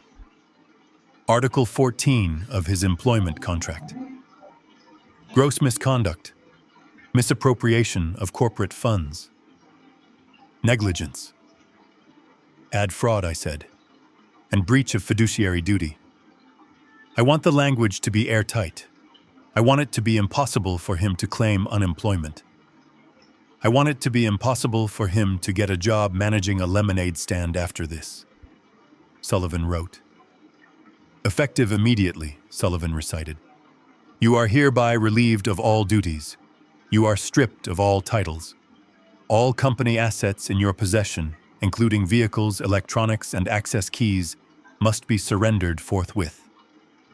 And the severance, I asked, knowing the answer. Null and void, Sullivan said. Under the clawback provision for criminal misconduct, he forfeits all accrued bonuses, stock options, and severance pay. He leaves with nothing but the box he packs his desk in. Good, I said. Type it. Sullivan pulled out his laptop and connected to the wireless printer in the corner. The hum of the machine whirring to life was the only sound in the room. Now the civil suit, I said. This was the heavy artillery. Firing him took away his income. The lawsuit would take away his future. We are filing a complaint for restitution, Sullivan said. We are seeking the return of the $2.2 million embezzled over the last 36 months, plus interest, plus legal fees, plus punitive damages for the reputational harm to the Douglas Trust. Draft it, I said. I watched Sullivan type. I thought about the $2 million. I thought about how many shifts my drivers had to work to generate that kind of revenue. I thought about the pension fund he had raided. He won't be able to pay it. Sullivan reminded me, pausing his typing. He is broke. This judgment will follow him for the rest of his life. We will garnish every paycheck he ever earns. We will seize any asset he ever acquires. He will never be able to own a home, a car, or even a credit card again. That is the point, Sullivan, I said. He wanted to live like a king on my dime. Now he will live like a pauper on his own. He wanted to declare me incompetent. I am declaring him insolvent. Permanently. Sullivan nodded. He understood. He finished the document. The printer churned out the pages. They were thick, heavy bond paper. Legal weapons of mass destruction. I signed them. My signature was firm. It didn't shake. It was the signature of the man who built this empire, not the old man who shook with the palsy Bradley imagined I had. Now the letter, I said. I reached into my pocket and pulled out a sheet of personal stationery. It was cream-colored with my monogram embossed at the top. I took the fountain pen from Sullivan. This one I had to write myself. No lawyer could draft this. This wasn't legal, this was personal. I stared at the blank page. What do you say to the son you are about to destroy? Do you tell him you loved him? Do you tell him you are sorry it came to this? Apologies were for mistakes. This was a correction. I began to write. Bradley, for 40 years I tried to give you the life I never had. I thought that by shielding you from the rain, I was helping you grow. I see now that I only made your roots shallow. You sat at my table and told me I was a burden. You told me to stop wasting your money. You planned to lock me away in a facility so you could sell the house I built to pay for your vices. You looked at your father and saw only a line item to be deleted. You wanted me to stop wasting money. I have honored your request. I have stopped wasting my money on you. The company is gone. The house is gone. The bank accounts are empty. The safety net you have bounced on your entire life has been cut. You are now a self-made man, Bradley. You have exactly what you earned. Nothing. Do not look for me. Do not call the lawyer. The police have the evidence of your fraud, and the IRS has the evidence of your tax evasion. If you try to find me, I will hand those files over. Consider my silence the last gift I will ever give you. You wanted independence. Enjoy it. Goodbye. Douglas. I signed it. I didn't add Love Dad. That title had been revoked. I folded the letter. I placed it in an envelope. I wrote his name on the front. I arranged the documents on the center of his desk. The termination letter on the left. The lawsuit on the right. And my personal letter in the middle resting on top of his leather-bound planner. I looked around the office. I saw the humidor on the shelf. I walked over and opened it. It was full of Cuban cigars I had bought him for his birthday. I took one. I cut the tip with the silver cutter on the desk. I lit it. I took a long drag. The smoke filled the room, thick and pungent. "Let's go, Sullivan," I said. We walked out of the office. The receptionist was typing furiously on her phone, probably texting a friend about the crazy old man who claimed to be the owner. She didn't look up. We went down the elevator. We walked out into the sunlight. The process server was waiting by the Maybach. He was a large man with a thick neck and a face that said he didn't care about sob stories. "He's not in yet," I told the server. "But he will be soon. Wait for him in the lobby. When he tries to use his keycard and it fails, hand him the papers." "Will do, Mr. Douglas." I got into the car. Carl closed the door. "To the airfield, Carl." The car pulled away. I didn't look back at the building. I didn't look back at the legacy. It was just concrete and steel now. As we merged onto the highway, my phone buzzed. It was a notification from the bank. Alert, credit card attempt. Declined. Amount $14.50. Merchant Starbucks. I smiled. It had begun.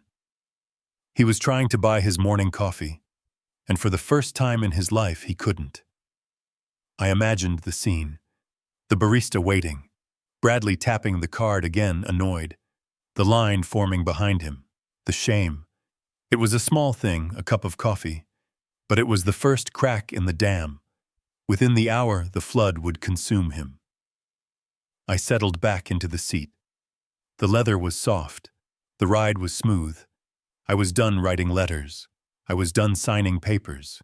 Now I was just a ghost with a private jet and a bottle of scotch waiting on ice. My son had wanted me to disappear. I was simply granting his wish.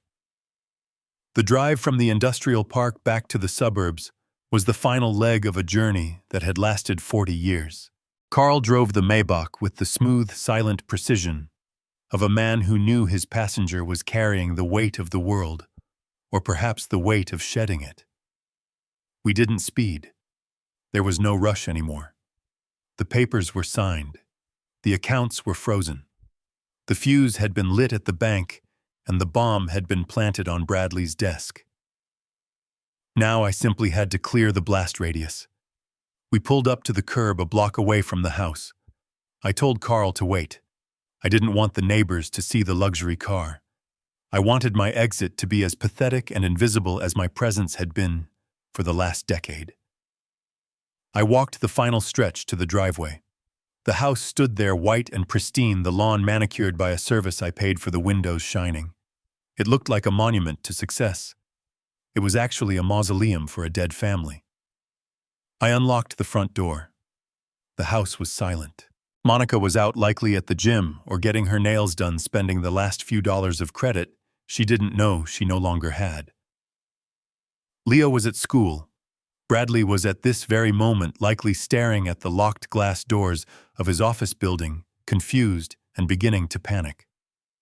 I stood in the foyer. I listened to the hum of the refrigerator in the kitchen. I listened to the ticking of the grandfather clock in the hall. These were the sounds of my life. I had bought that clock in London 30 years ago. I had bought the refrigerator when Leo was born, so they would have enough space for baby formula.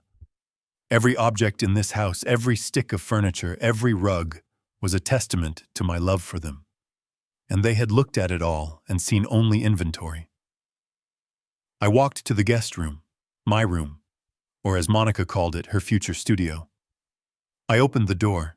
The bed was made. The small suitcase I had packed over the weekend sat on the floor.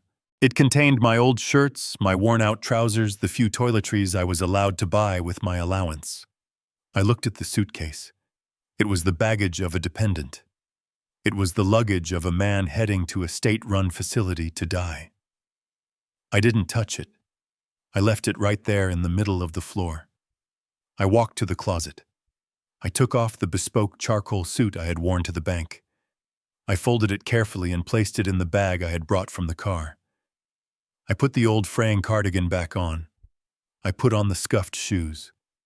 I wanted to leave this house exactly as the man they thought I was. I looked around the room one last time. There was nothing here I wanted. The books on the shelf, I had read them. The clothes, they were costumes. The only thing of value was the photograph of my wife on the nightstand. I picked it up. Her smile was frozen in time, capturing a moment from 30 years ago when we thought we were building a dynasty. I wondered what she would say if she were here. Would she beg me to stop, or would she be the one lighting the match? I tucked the photo into the inside pocket of my coat, next to my satellite phone and my passport. That was it. That was the sum total of what I was taking. A picture and my freedom. I walked out of the room. I didn't close the door. I wanted Monica to see the empty room and the abandoned suitcase when she came home. I wanted her to think just for a moment that I had dutifully marched myself off to the nursing home a day early to save them the trouble. I walked to the kitchen. I took the spare key to the house off my keyring. It was a small brass key. It had given me access to shelter, but never a home. I placed it on the center of the kitchen island. It sat there gleaming under the pendant lights. I didn't leave a note. I had written my letter to Bradley. Monica didn't deserve words. She deserved the silence that was coming for her. I walked out the front door. Out the front. I closed it softly. I heard the lock click. It was a mechanical sound, final and absolute. I didn't look back. I didn't look at the flower beds I had planted. I didn't look at the swing set in the backyard where I had pushed Leo when he was a toddler. Those memories were anchors, and I was cutting the chain. I walked down the driveway, my shoes crunching on the gravel. I walked past the mailbox that was stuffed with bills addressed to Bradley that he would never be able to pay. I walked to the corner where the Maybach waited. Carl opened the door. I slid in. I didn't change back into the suit this time. I sat there in my old man clothes, surrounded by the opulence of the car, a ghost in the machine. Teterboro, Carl said, and step on it. The drive to the airport was a blur of highway and concrete. My phone, the burner I used for family, was in my pocket. I turned it off. I didn't want to see the calls when they started coming. I didn't want to hear the panic. I took the SIM card out and snapped it in half. I rolled down the window just a crack and dropped the pieces onto the New Jersey Turnpike. They bounced and disappeared into the traffic. We arrived at the private airfield 40 minutes later. The security gate opened automatically as the car approached. We drove onto the tarmac. The jet was there. It was a Gulfstream G650, sleek and white, shimmering in the midday sun. It was a machine built for speed and distance. It was a machine built for people who commanded the world, not people who begged for a ride to the library. My pilot, Captain Reynolds, was waiting at the bottom of the stairs. He saluted as I got out of the car. "Welcome back, Mr. Douglas," he said. "We are cleared for immediate departure. Flight time to St. Kitts is 3 hours and 40 minutes. "Thank you, Reynolds," I said. I walked up the stairs. I entered the cabin. It smelled of fresh orchids and expensive leather. It was a different world. It was my world. I went to the master seat. I sat down and buckled the belt. The flight attendant, a woman named Sarah, who knew exactly how I liked my life organized, appeared instantly. "Can I get you anything before takeoff, sir?" she asked. I looked out the window. I saw the skyline of New York in the distance. Somewhere in that city, my son was currently realizing that his keycard didn't work. Somewhere in that city, a process server was handing him a lawsuit that would bury him. "Yes, Sarah," I said. "Open the Petrus. The 1989. She smiled. "An excellent choice, sir." The engines whined to life. The plane began to taxi. I felt the vibration in the floor, a rumble of power that surged through my body. We turned onto the runway. The pilot pushed the throttles forward. The force pushed me back into the seat. We accelerated. The ground blurred. And then, with a sudden, graceful lift, we were airborne. I watched the ground fall away. I saw the grid of streets, the cars moving like toys, the houses like Monopoly pieces. I saw the suburb where I had lived for 20 years, shrinking, until it was nothing but a gray smudge against the green. I was rising above it. I was rising above the pettiness, the ingratitude, the small, mean lives of the people who had tried to cage me. Sarah returned with a crystal glass and the bottle of wine. She poured it carefully. The liquid was dark, rich, the color of blood and garnets. She handed me the glass. "To your trip, sir," she said. "To clarity," I corrected. I took a sip. The wine was complex, with notes of truffle berries and earth. It tasted of history. It tasted of patience. It cost $5,000 a bottle. I closed my eyes and let the taste linger on my tongue. My son had screamed at me for spending $200 on a doctor to keep my heart beating. He had begrudged me the price of a bus ticket. He had wanted to warehouse me in a place that smelled of despair to save himself $800 a month. And here I was drinking a glass of wine that cost more than his mortgage payment and flying in a jet that burned more fuel in an hour than he would earn in a year. I felt a tear run down my cheek. It wasn't for me. It was for him. It was for the sheer monumental stupidity of his greed. He had been standing next to a fountain of youth, and he had died of thirst because he was too busy trying to sell the water rights. I wiped the tear away. I took another sip of the wine. I reached for the tablet stowed in the side pocket of the seat. I turned it on. I logged into the security system of the house I had just left. The cameras came online. I saw the driveway. It was empty. But then a car pulled in. It was Monica's BMW. She was home early. Maybe her card had been declined at the salon. I watched her walk to the front door. I watched her fumble with her keys. I watched her open the door and step inside. I switched the camera view to the interior. I saw her walk into the kitchen. I saw her stop. She was looking at the island. She was looking at the key I had left there. She picked it up. She looked confused. She called out a name, probably mine, or Bradley's. She walked to the guest room. She opened the door. I saw her stand there staring at the empty room at the small suitcase in the middle of the floor. She pulled out her phone. She dialed a number. I took another sip of wine.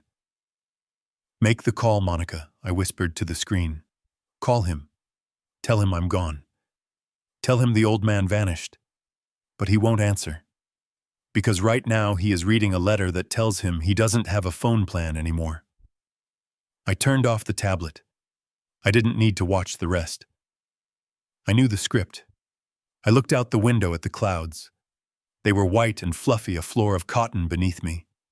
The sun was shining up here, bright and blinding. I was free. I had emptied the accounts. I had emptied the house. I had emptied my life of the parasites. Now all that was left was the rest of my life, and I intended to enjoy every single expensive second of it. At 30,000 feet, the internet connection on the Gulf Stream was faster than most office networks. I sat in the leather recliner, the glass of Petrus resting on the side table, and watched the notifications roll in on my tablet. Each ping was a digital breadcrumb telling me exactly where my son was and exactly how his day was disintegrating. At 1:15 in the afternoon, the alert I had been waiting for finally arrived. It was a transaction attempt for $840 at the prime cut. A steakhouse downtown where the waiters wore tuxedos and the clientele wore their net worth on their wrists. I knew exactly who Bradley was having lunch with. He wasn't meeting a logistics client. He wasn't meeting a supplier. He was meeting a man named Varga. Sullivan's report had identified Varga as a mid-level enforcer for the gambling syndicate Bradley owed money to. Bradley had likely invited him to lunch to buy time to flash the corporate credit card, to pour expensive wine down the man's throat, while he spun lies about liquidating assets and incoming wire transfers. He was playing the part of the big-shot CEO one last time, trying to convince the shark not to bite. I closed my eyes and pictured the scene. I knew the restaurant well. I knew the table Bradley would have requested, table 4 in the corner by the window, where he could be seen but not heard. I could see him leaning back in the leather booth, laughing too loudly, his suit jacket unbuttoned to show off the monogram on his shirt. He would be sweating slightly despite the air conditioning, because Varga wasn't the kind of man who laughed at bad jokes. Then the check would arrive, a small black folder containing the judgment. Bradley wouldn't even look at the total. He was too arrogant for that. He would casually slide the black Amex Centurion card into the folder, barely breaking eye contact with Varga. He would smile that practiced oily smile and say something about writing it off as a business expense. I watched the tablet. Transaction declined. Reason account closed. Fraud alert. The waiter would have walked away with the folder. He would have gone to the terminal at the server station. He would have swiped the card. And then he would have frowned. He would have tried it again. Maybe he wiped the chip on his apron thinking it was a smudge. He tried a third time. The machine would have spit out a slip of paper with the words, "Do not honor." The walk back to the table is the longest walk a waiter can make. I imagined him approaching Bradley. He wouldn't want to embarrass a regular customer, so he would lean in close, whispering discreetly, "Sir, I'm afraid there is a problem with the card." Bradley's reaction would be immediate indignation. He would scoff. He would speak loud enough for Varga to hear, trying to perform dominance. "Don't be ridiculous. It's a Centurion. Run it again." The waiter would apologize. "I did, sir. It says do not honor." "Do you have another form of payment?" I saw the second notification pop up on my screen 2 minutes later. Transaction declined. Visa Corporate Infinite. Reason card canceled. This was the moment the sweat would turn cold. Bradley would be fumbling with his wallet now. The smile would be gone, replaced by a tight, confused grimace. He would pull out the Visa. "Try this one. It must be a chip error." Varga would be watching. He wouldn't be eating anymore. He would be staring at Bradley with dead, shark-like eyes.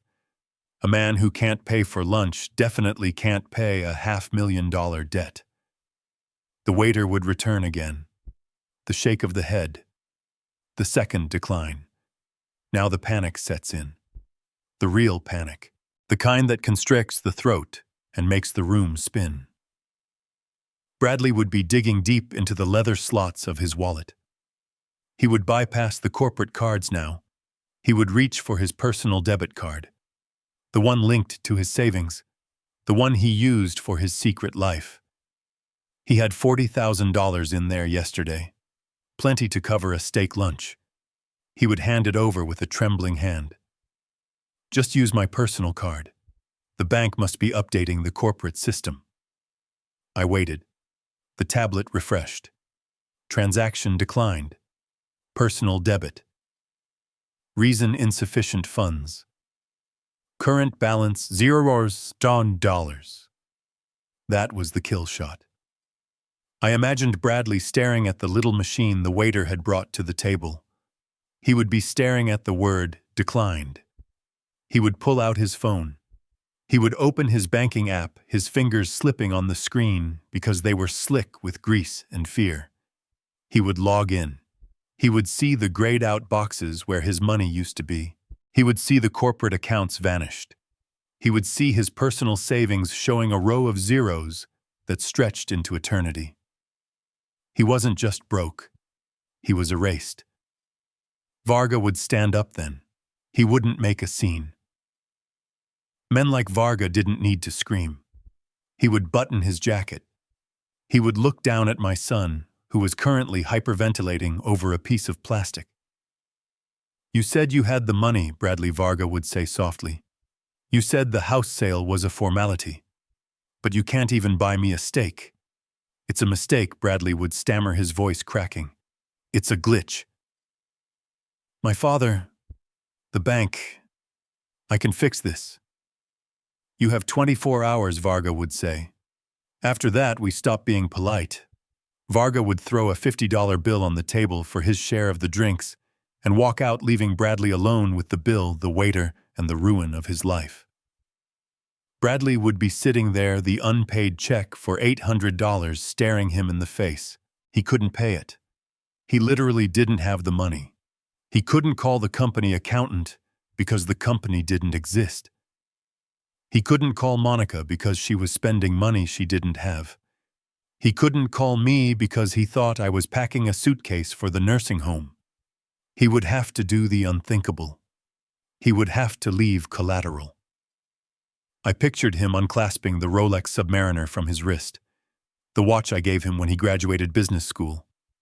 He would hand it to the manager, his face burning with a shame so hot it could melt steel. I'll come back for it, he would lie. I just need to sort out a wire transfer. He would walk out of the restaurant into the bright afternoon sun. He would reach for his car keys. He would walk to the parking garage where he kept the Range Rover. But the Range Rover wouldn't be there. I had instructed Sullivan to have the repo team waiting. The lease was in the company name. The company was in default. The GPS tracker would have led them right to him. Bradley would stand in the empty parking spot. No car, no money, no company, no friends. He would have to walk. He would have to walk through the city in his expensive suit, sweating, terrified, broke. He would have to walk to the office to figure out what was happening. But when he got to the office, he wouldn't find answers. He would find a process server waiting in the lobby with a stack of papers that weighed more than his conscience. I took a sip of the Petrus. The wine tasted like victory, but it had a bitter aftertaste.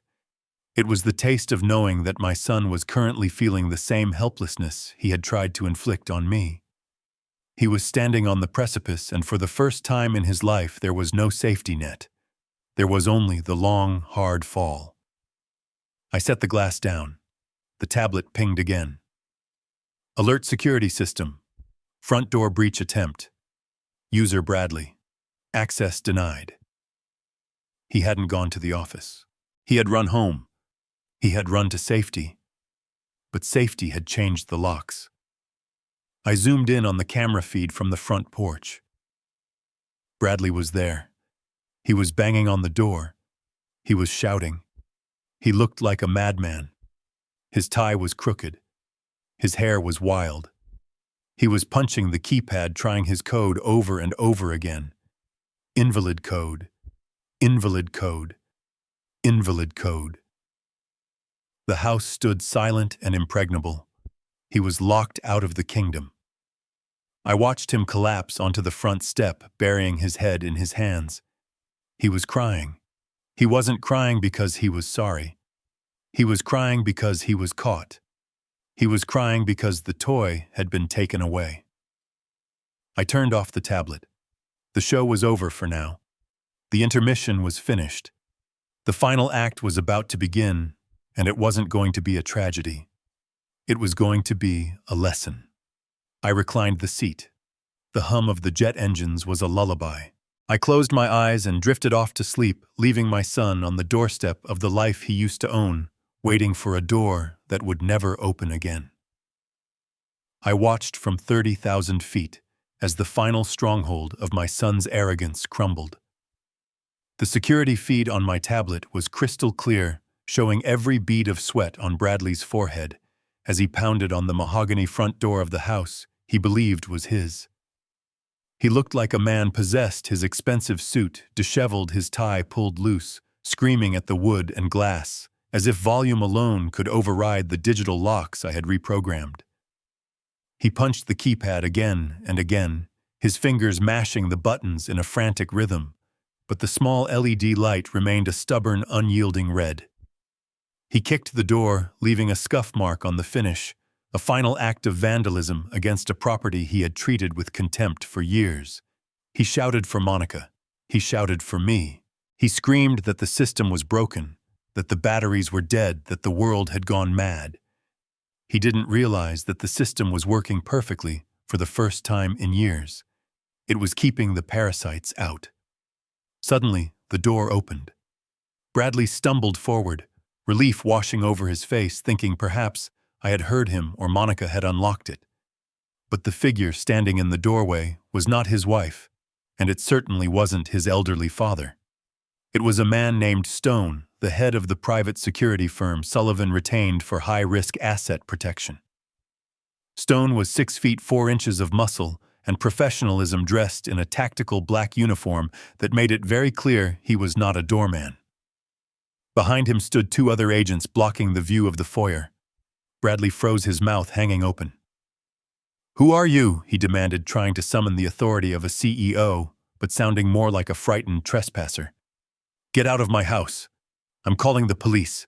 Stone didn't blink. He stepped out onto the porch, forcing Bradley to retreat down the steps. "You can call the police if you wish." Mr. Hughes, Stone said, his voice a deep rumble that carried easily to the camera's microphone. "But they will simply confirm what I am about to tell you. You are trespassing on private property." Trespassing. Bradley sputtered, his face turning a dangerous shade of purple. "This is my house. I live here. My father lives here." "Where is he?" "What have you done with him?" Stone reached into his vest and pulled out a folded document. He handed it to Bradley. "This is a notice to quit and an order of immediate eviction," Stone stated. "You have been served. The locks have been changed. The security codes have been reset. You have exactly 1 hour to remove essential personal items under our supervision. Anything left after that hour will be cataloged and placed in storage at your expense." Bradley stared at the paper. He tried to read it, but his hands were shaking too hard. "This is insane," he yelled, tearing the paper in half and throwing it on the ground. "You can't evict me. I own this place. My name is on the deed. Or it will be. My father is incompetent. He doesn't know what he's doing." A black sedan pulled into the driveway behind Bradley. The door opened and Sullivan stepped out. He looked immaculate, calm, and utterly lethal. He walked up the driveway, stepping over the torn eviction notice as if it were a piece of trash. "Your father knows exactly what he is doing," Bradley Sullivan said, his voice cutting through the humid afternoon air.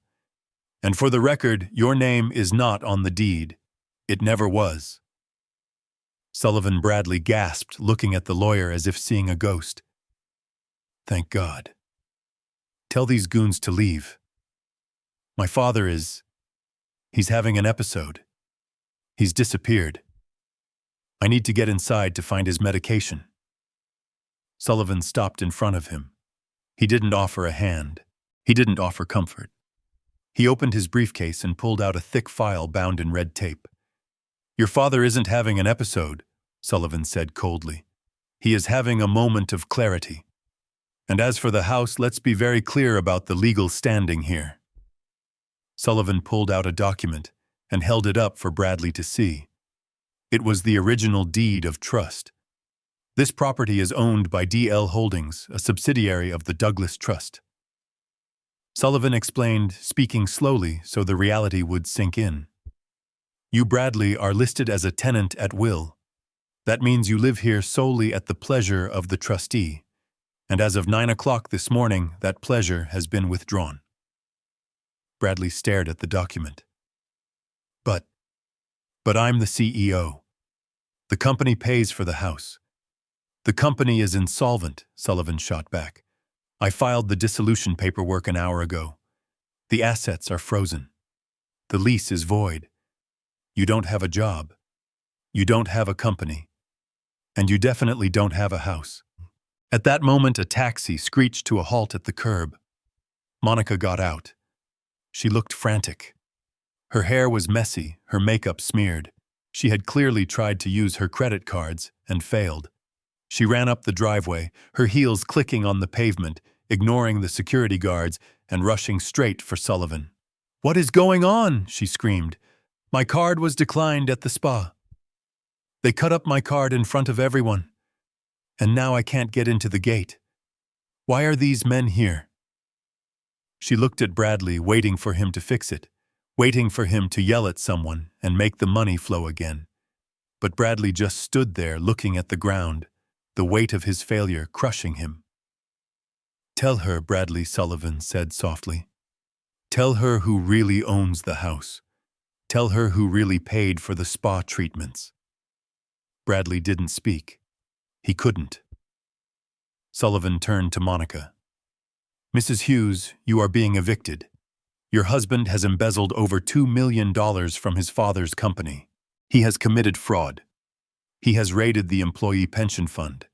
And because the gravy train has finally derailed, you are now homeless. Monica's face went slack.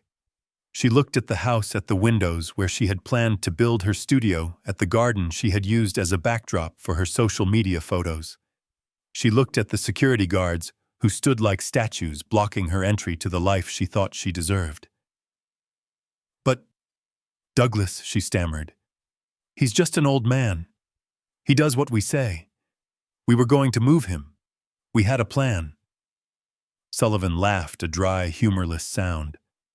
Douglas is the man who built this city while you were still learning to tie your shoes. He played the part of the fool to see if you had any decency. You failed the test. Sullivan threw another packet of papers at Monica's feet. These are the divorce papers, he said, though he was bluffing slightly, merely delivering the financial ruin that would inevitably lead to it. Or rather, the asset seizure notices. The bank is repossessing your car, Monica, and your jewelry, and anything else purchased with stolen funds. Monica let out a wail that was pure, unadulterated selfishness. She didn't ask about Douglas. She didn't ask about the employees who had lost their pensions. She screamed about her things. My studio, she shrieked. My brand. You can't do this. Sullivan checked his watch. You have 45 minutes left to collect your essentials. I suggest you hurry. Mr. Stone here is very punctual, and once the time is up, the doors are bolted. He stepped aside, gesturing to the open door where the guards waited to escort them. It was the ultimate humiliation. They wouldn't be allowed to roam freely in the home they had treated as their kingdom. They would be watched. They would be monitored to ensure they didn't steal so much as a silver spoon. Bradley looked up at Sullivan, his eyes red and wet. Where is he? He whispered. Where is my father? Sullivan looked down at him with a mixture of pity and disgust. He is enjoying his retirement, Sullivan said. He asked me to give you a message. Bradley waited, a flicker of hope in his eyes. He said he hopes you learn to appreciate the value of a roof over your head now that you have to pay for it yourself. Bradley flinched as if he had been slapped. He walked past Sullivan, head down, defeated. Monica followed him, still sobbing about her injustice. They walked into the house, flanked by security guards, not as owners, but as intruders being purged. I watched on the tablet as they disappeared into the foyer. I saw them walk past the grandfather clock. I saw them walk past the guest room where I had left my empty suitcase. They were walking into a life of ruin, and I was flying away from it. I closed the video feed. The connection severed. The screen went black. It was done. The house was reclaimed. The leeches were removed. I looked out the window of the jet. The sun was setting, painting the sky in shades of purple and gold. I took a deep breath. For the first time in 10 years, I didn't have to worry about protecting my son from himself. I had let him fall. And the silence that followed was the most peaceful sound I had ever heard. The sun didn't just set on my son's empire that evening. It crashed into the earth with the violence of a falling star. From the comfort of my jet soaring above the Atlantic, I could only imagine the silence that descended on the cul-de-sac as the heavy oak door of the house clicked shut and the automatic deadbolts engaged with a final mechanical thud. Bradley and Monica stood on the pavement, surrounded by a pathetic scattering of Louis Vuitton suitcases and hastily packed cardboard boxes. They were the kings and queens of nothing, ruling over a kingdom of asphalt and gravel. The humiliation wasn't finished. Sullivan was thorough. As they stood there debating who to call, the distinct grinding whine of a heavy diesel engine turned the corner. It wasn't a limousine to whisk them away to safety. It was a flatbed tow truck painted in the garish yellow of a repossession agency. The driver, a man who likely had more integrity in his grease-stained pinky finger than my son had in his entire body, didn't even speak to them. He simply checked the VIN number on Monica's BMW, hooked the chains to the axle, and engaged the winch. Monica screamed. She threw herself at the door handle, clawing at the window as if she could physically hold the car back. She screamed that it was her property, that it was a mistake, that she would sue. The driver didn't even look up. He lifted the car, the suspension groaning in protest, and drove away, taking their last means of escape with him.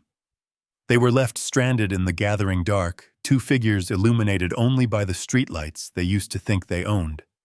They had to walk. They dragged their expensive luggage down the street to the bus stop, the wheels clattering loudly in the quiet neighborhood. The neighbors' people they had snubbed for years watched from behind curtained windows. No one came out to help. No one offered a ride. The bridges Bradley had burned were still smoking, and there was no way across. They couldn't go to a hotel in the city. Their cards were dead. Their credit was radioactive. They ended up at the Bluebird Motor Inn, a place on the edge of the highway where the neon sign buzzed with the sound of dying flies, and the rooms were rented by the hour. I know this because Sullivan received a notification from the private investigator who was ensuring they didn't try to break back into the main house. I can picture the room. The carpet would be sticky, smelling of stale smoke and old desperation. The wallpaper would be peeling at the corners. There would be no thread count sheets, no room service, no truffle risotto. Just a single flickering fluorescent bulb casting a sickly pallor over their ruin. It was in that room that the darkness truly swallowed them. According to the report, the fighting started almost immediately. It wasn't the bickering of a married couple. It was the vicious, cornered animal snarling of two people who realized they had tethered themselves to a sinking stone. You did this. Monica's voice would have been shrill, bouncing off the thin walls. You told me you had it handled. You told me the company was printing money. I married a fraud, and Bradley stripped of his suit jacket, sitting on the edge of a mattress that had seen 1,000 tragedies finally snapped back. You spent it all, you and your vanity projects, you and your $40 wine, you leached me dry. Monica, you didn't marry me, you married a credit limit, They blamed each other for the darkness, but the truth was, they had both turned out the lights. They sat in the gloom of that motel room, their phones dead or useless, their stomachs empty. There was no electricity in their relationship, no water in the well of their empathy. They were hungry, tired, and terrified. For the first time in his life, Bradley reached into his pocket and found nothing but lint. No keys, no cash, no cards. He looked at his wife and saw a stranger who hated him. She looked at him and saw a failure. The night stretched on endless and suffocating. They tried to sleep, but the sound of trucks roaring past on the highway shook the flimsy walls, a constant reminder of the commerce and movement they were no longer a part of. They were static. They were stuck. And as the cold reality of their new life settled into their bones, the silence between them grew heavy. It was the silence of two people realizing that the only thing worse than being alone is being trapped with the person who helped destroy you. They were discovering that rock bottom wasn't a place you visited. It was a place you lived when you had nowhere else to go. The luxury was gone. The facade was gone. All that was left was the echo of my voice telling them that the bank was closed. It had been 30 days since I walked out of that house in the rain. 30 days of silence. 30 days of watching the sun rise over a turquoise ocean instead of a gray suburban street. I was sitting on the terrace of my villa in St. Kitts, the trade winds cooling the air, a glass of iced tea sweating on the table next to me. I wasn't hiding. I was simply living the life I had earned, a life I had postponed for decades, to play the role of a father to a man who didn't deserve it. My tablet chimed. It wasn't a standard notification. It was the specific urgent tone assigned to the emergency line Sullivan had left open for Bradley. It was the only lifeline I had allowed to remain active, a single thread dangled into the abyss to see if anything would climb up. I looked at the screen. Incoming video call. Unknown number. I knew who it was. I picked up the tablet. I didn't answer immediately. I took a sip of my tea. I adjusted my sunglasses. I wanted to make sure the framing was perfect. Behind me, the infinity pool blended seamlessly with the Caribbean Sea. A waiter in a white uniform was just placing a platter of fresh fruit on the side table. The sun was shining. It was paradise. I tapped the green button. The image that filled my screen was a study in human misery. The camera was shaking, held by hands that were clearly trembling. The lighting was poor, the sickly yellow tint of a cheap motel room lamp. And the face was a ruin. Bradley looked 10 years older than when I had last seen him at the dinner table. His hair, usually styled with expensive product, was greasy and matted against his forehead. He hadn't shaved in days, a patchy beard covering his jaw. His eyes were bloodshot, rimmed with dark bruised circles that spoke of sleepless nights and terror. He was wearing a t-shirt that looked stained and stretched at the neck. Behind him I could see the peeling wallpaper of the Bluebird Motor Inn. I could see a pile of dirty laundry on the floor. I could see Monica sitting on the edge of the bed, her head in her hands, her once perfect posture slumped in defeat. Dad Bradley's voice cracked. The audio was tinny, distorted by the poor connection on his end, but the desperation was high definition. "Dad, is that you?" "Oh my God." "Oh my God," you answered. I leaned back in my chair, letting the camera capture the full breadth of my relaxation. "Hello, Bradley," I said.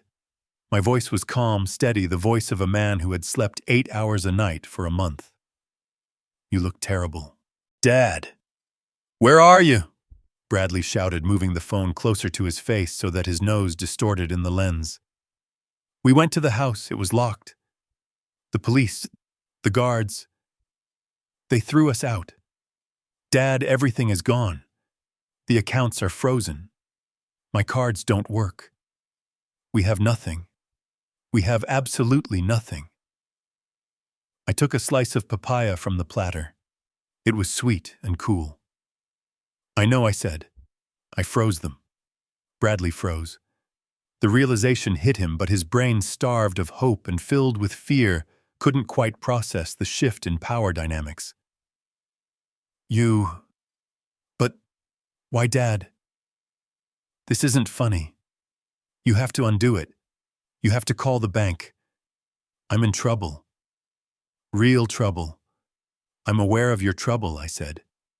I'm aware of the $500,000 you owe to the syndicate. I'm aware that Varga is looking for you. Bradley's face drained of color. He looked like a ghost haunting his own life.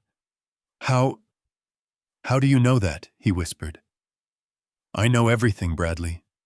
I always knew. I knew about the embezzlement. I knew about the pension fund. I knew about the mistress in Soho. I knew about your plan to declare me incompetent and sell my house. He started to cry. It wasn't a dignified weeping.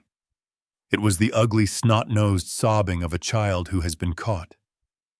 Dad, please. I didn't mean it. It was the stress. I was going to pay it back. I swear.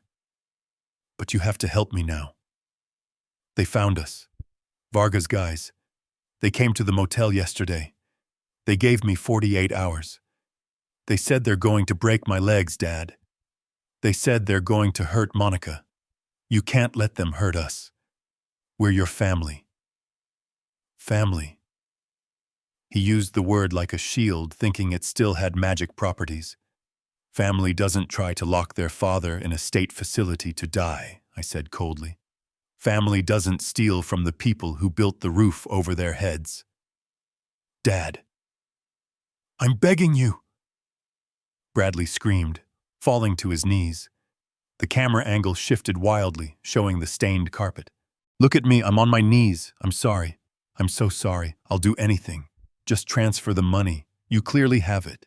Look at where you are. You're rich. You were rich the whole time and you let me suffer. I let you suffer. I asked, my voice dropping to a dangerous whisper.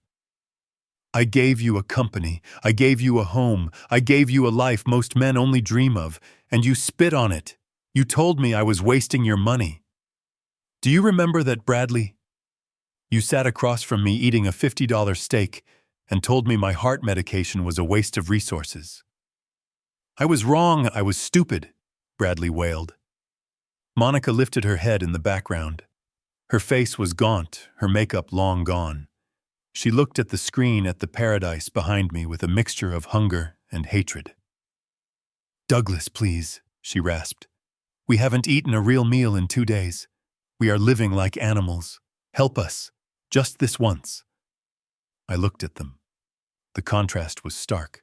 On one side of the screen, a sun-drenched terrace, a man in a linen shirt enjoying the fruits of a lifetime of labor. On the other, a dark, smelly room filled with two people who had never worked an honest day in their lives, drowning in the consequences of their own greed. You asked me to stop wasting money, I said again. I am simply complying with your wishes. Sending money to you would be the ultimate waste. It would be throwing gold into a black hole. Dad. They are going to kill me, Bradley shrieked, pressing his face into the camera lens. Does that mean nothing to you? I looked at the ocean.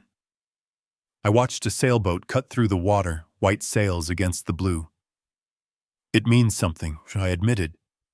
It means you made a deal with the devil and now payment is due. And for the first time in your life, you don't have your father's credit card to swipe. Bradley stared at me. The hope was fading from his eyes, replaced by a dawn of absolute terror. He realized that the man on the screen wasn't the father he had bullied. It was a stranger with all the power. Dad, wait. Don't hang up. Please. I'll change. I'll work. I'll pay you back. Just save me. One last time, save me. I looked at him. I saw the fear. It was real. But I also saw the entitlement still lurking beneath it. He didn't want to change. He just wanted the pain to stop. He wanted the checkbook to open. I reached for the button to end the call. I have a meeting, Bradley. I lied. My golf pro is waiting. Dad, no. Dad. His scream was tinny and distant. I tapped the screen. The image of the motel room vanished. The sound of his begging was cut off.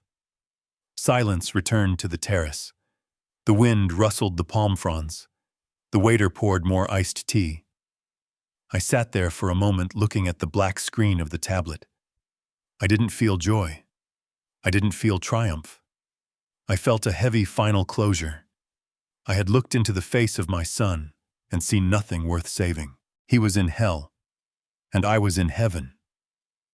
And the distance between us wasn't just geographical. It was moral, and it was a distance that could never be bridged again. The screen of the tablet remained black for a moment, a digital void where my son's desperate face had just been. But the silence didn't last. The emergency line chimed again. He was calling back. He was tenacious in his panic, if nothing else. I let it ring for 10 seconds, then 20. I watched a seagull dive into the ocean and come up with a silver fish. Nature was brutal, efficient, and honest. My son was none of those things. I tapped the green button one last time. Bradley's face reappeared. He was closer to the camera now, his eyes wide and frantic. Dad. Thank God. I thought I lost you. I thought the connection dropped. Listen, I know I messed up. I know I was awful. But you can't leave me here. You can't let them hurt me. You said you have the money. Just pay them off. $2 million, that's all. You said it was nothing to you. I looked at him. I saw the calculation behind the fear. He had heard me mention the embezzled amount. He knew the liquidity was there.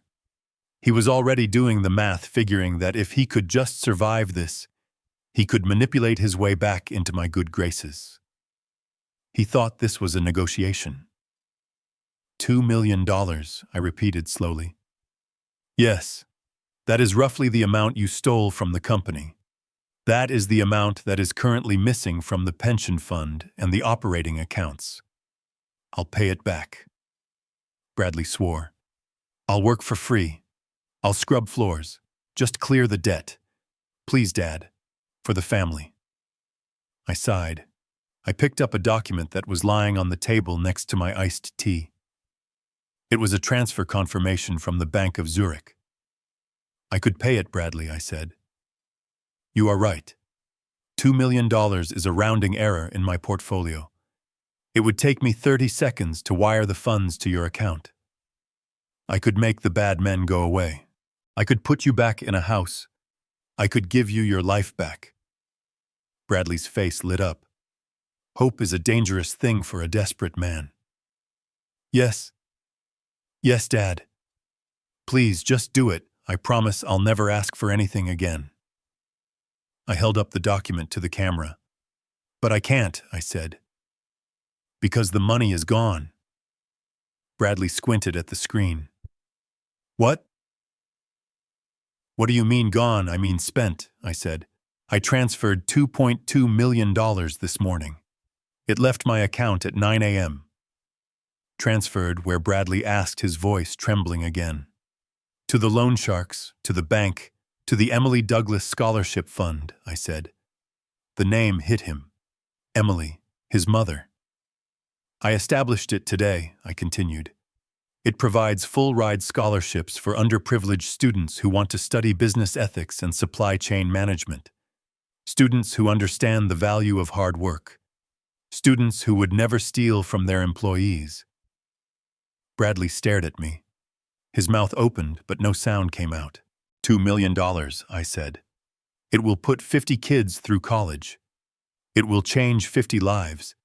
It will create 50 futures. That seemed like a much better investment than saving one man who had already squandered every advantage he was ever given. You gave it away, Bradley whispered. You gave my inheritance to strangers. It wasn't your inheritance, I corrected him sharply. It was my money. And as you so eloquently pointed out at dinner, I needed to stop wasting it. Saving you would be a waste, Bradley.